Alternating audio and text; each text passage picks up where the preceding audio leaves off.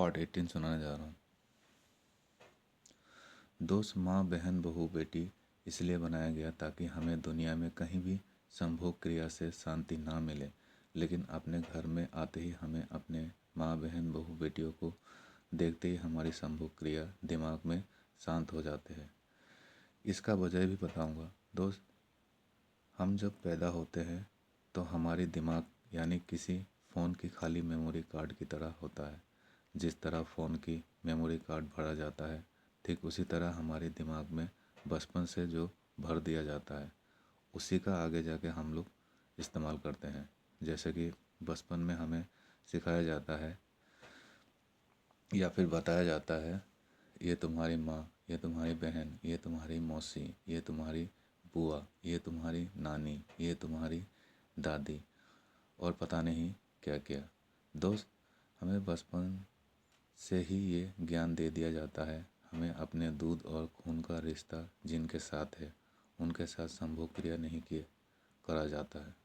और अगर किसी ने नहीं माना और संभोग क्रिया करा अपने दूध और खून के रिश्तेदारों के साथ, तो उन्हें घर से, समाज से बाहर निकाल दिया जाता है, यानी पाप माना जाता है। और इसी डर के कारण हमारे माँ, बहन, बहू, बेटियों को देखते ही हमारे दिल और दिमाग में जो संभोग क्रिया जगता है वो शांत हो जाते हैं। इसे कहते हैं सनातन धर्म, जो कि साइंस इस बात को नहीं मानते हैं।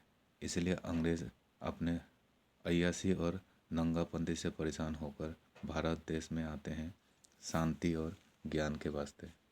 दोस्त, साइंस यानी मनुष्य दोस्त साइंस यानी मनुष्य की शरीर ये नहीं जानते हैं इस नारी की शरीर से मेरी क्या रिश्ता है। एक नर शरीर एक नारी शरीर से संभोग करने से बच्चा जरूर पैदा होगा। जैसे कि जानवर। दोस्त, जानवरों का कोई रिश्ता नहीं होता है। जैसे जानवरों का शरीर वैसे ही मनुष्य के शरीर, और मनुष्य वैसे भी जानवर ही तो था। दोस्त, जानवर फिर भी मनुष्य से ज़्यादा ज्ञानी है, प्रकृति का आदेश पालन करने वाला है। दोस्त, जानवर सिर्फ सीजन में ही संभोग करता है बच्चा पैदा करने के लिए, लेकिन मनुष्य ने संभोग को मज़ा के लिए इस्तेमाल करते हैं, जिसके कारण दुनिया भर की औलादे यानी राक्षस पैदा कर लिया। वो इसीलिए मैं कह रहा हूँ, जब आपको संभोग का ज्ञान नहीं तो राक्षस ही तो पैदा होगा, कोई साधु संत या विधान थोड़ा ना पैदा होगा। दोस्त, इसलिए मनुष्य आज सिर्फ देखने में ही मनुष्य है, लेकिन उनकी दिमाग की सोच जानवर से भी गिरा हुआ यानी राक्षसों वाला सोच है इनके अंदर। अब हम क्या करें? अब आप लोगों को कुछ भी करने की ज़रूरत नहीं है। आप लोगों ने जो भी करना था कर लिया। अब जो भी करना है ये सोच विज्ञान किताब करेगा।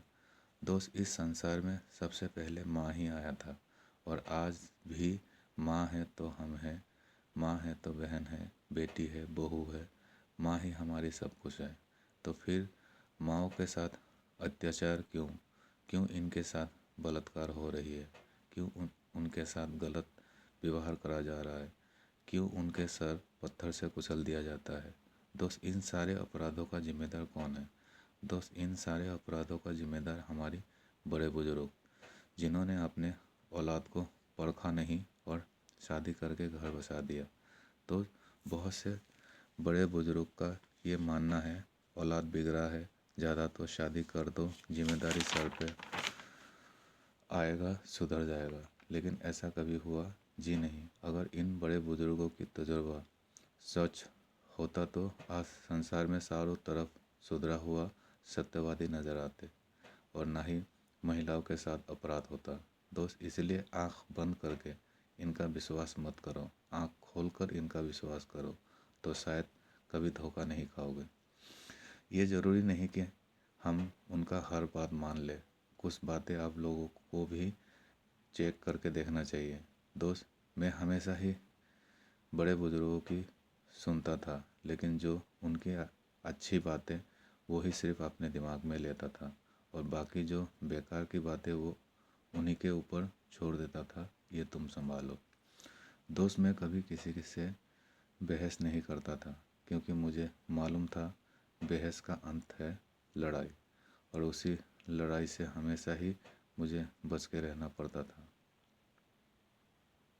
और ऐसी लड़ाई से मुझे हमेशा ही बच के रहना पड़ता था, क्योंकि इस देश की कानून लिखने वाला और चलाने वालों का हाल मुझे मालूम था। Part 18 complete, part 19 next part में। Thank you. शेयर ज़रूर करना।